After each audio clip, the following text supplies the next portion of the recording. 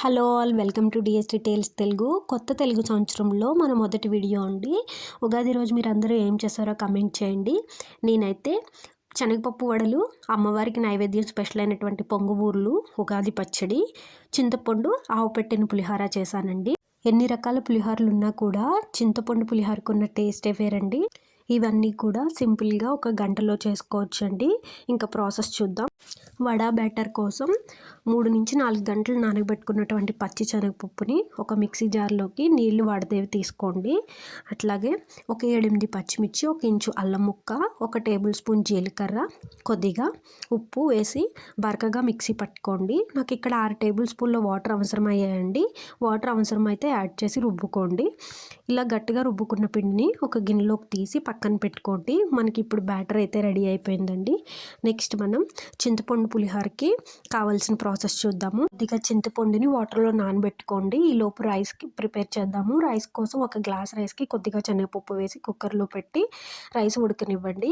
ఇప్పుడు నానబెట్టిన చింతపండుని చేతితో మెత్తగా గుజ్జులా చేసుకోండి. ఇప్పుడు స్టవ్ మీద ఒక కడాయి పెట్టి ఒక 5 టేబుల్ స్పూన్ ఆయిల్ వేసుకోండి. ఆయిల్ బాగా మరిగాక ఘాట్లు పెట్టుకున్నటువంటి 6 పచ్చిమిర్చి వేసుకోండి. గుజ్జుగా చేసుకున్నటువంటి చింతపండు రసాన్ని కూడా ఈ ఆయిల్లో వేసేసేయండి. ఈ చింతపండు రసంలో ఉడికినటువంటి పచ్చిమిర్చి చాలా బాగుంటాయండి రుచిగా పులిహోరలోకి. అలాగే కొద్దిగా పసుపు, రుచికి సరిపడినంత ఉప్పు కూడా వేసి చింతపండు రసాన్ని దగ్గరగా మరగనివ్వండి. స్పూన్ల ఆవాలు కూడా పౌడర్ చేసుకొని పక్కన పెట్టుకోండి. మన రైస్ అయితే రెడీ అయిపోయిందండి. ఇప్పుడు ఇలా వేడిగా ఉన్న అన్నంలోకి ముందుగా మిక్సీ పట్టుకున్నటువంటి 1.25 టేబుల్ స్పూన్ ఆవపిండిని వేసుకోండి. అలాగే ఒక 1/2 టేబుల్ స్పూన్ పసుపు, 1 టేబుల్ స్పూన్ నూనె వేసి, కరివేపాకు ఉన్నట్లయితే కరివేపాకు కూడా వేసి బాగా కలుపుకోండి. కలుపుకున్న అన్నాన్ని పక్కన పెట్టుకోండి.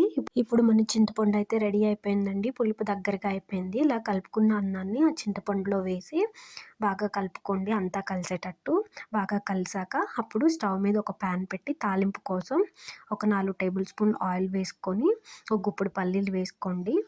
పోపు దినుసులండి, శనగపప్పు, మినపప్పు, జీలకర్ర, ఆవాలు, అలాగే 4 ఎండుమిర్చి, 2 పచ్చిమిర్చి, కొద్దిగా కరివేపాకు, ఇంగువ వేసి తాలింపు వేసుకోండి.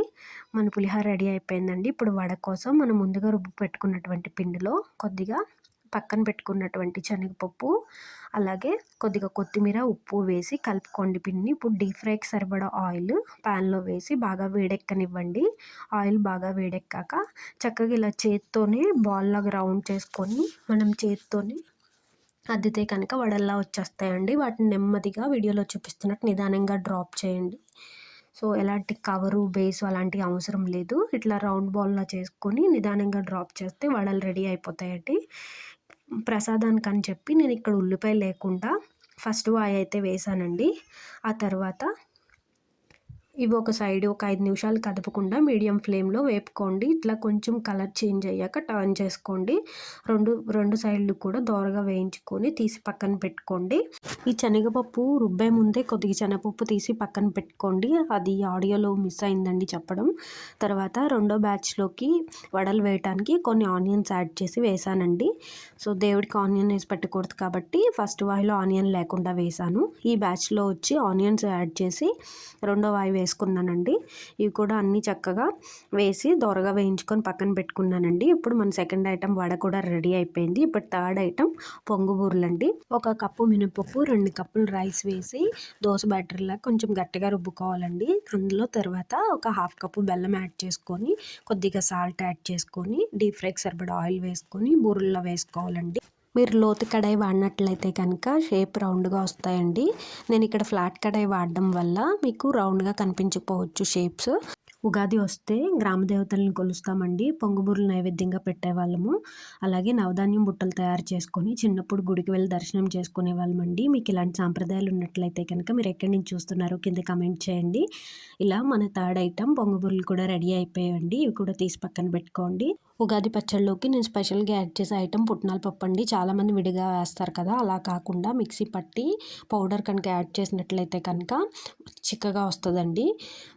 దీనివల్ల టేస్ట్ కూడా బాగుంటుంది. చేతిలో వేసుకుంటే జారిపోకుండా కూడా ఉంటుందండి. చింతపండు రసంలోకి మామిడికాయ ముక్కలు, వేపపూత, బెల్లం, పుట్నాల పప్పు పొడి, ఉప్పు, కారం వేసి ఉగాది పచ్చడి అయితే తయారు చేసేసానండి. ఇంక ఇలా మన అన్ని రెసిపీస్ రెడీ అయిపోయాయి. నైవేద్యాలు అన్నీ పెట్టి పూజ అయితే చేసేసుకున్నానండి. మీరందరూ కూడా ఉగాది బాగా సెలబ్రేట్ చేసుకున్నారని ఆశిస్తున్నానండి. వీడియో నచ్చినట్లయితే లైక్ అండ్ షేర్ చేయండి. తప్పకుండా సబ్స్క్రైబ్ చేసుకోండి. Thanks for watching.